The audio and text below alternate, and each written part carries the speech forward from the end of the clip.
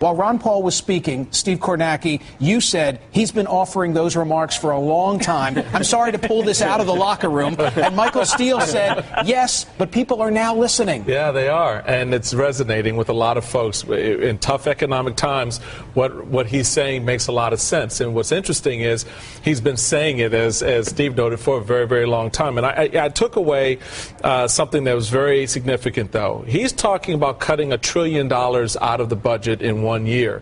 And you know the old Washington trick, we do it over 10 years. So it's $100 billion a year for 10 years. That's nothing.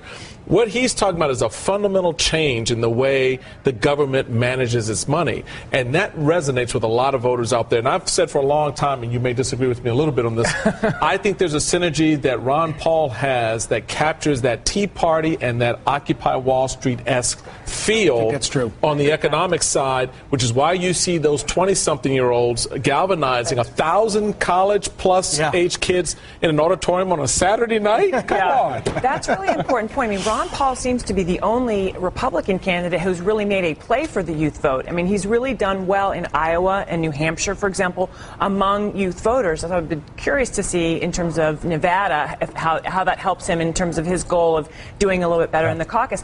You know, the other thing is, in the last election cycle, the Republicans really didn't make the effort to go after the youth vote because there was such the assumption that President Obama would get the youth vote.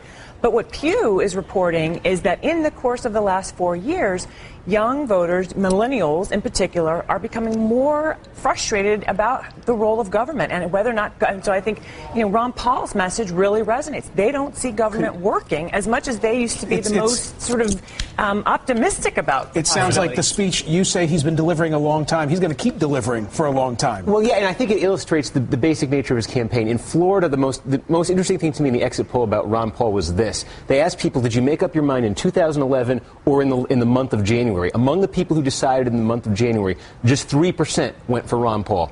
All of his voters have been with him because they've heard the speech, and the speech resonates with them. And the speech is not strategic in any way. He's not jabbing his opponents. He's not making a pitch for local votes. He is delivering a consistent, it's more of a lecture than a speech. And if he's talking your language, you are going to be with this guy from the beginning to the end. But he's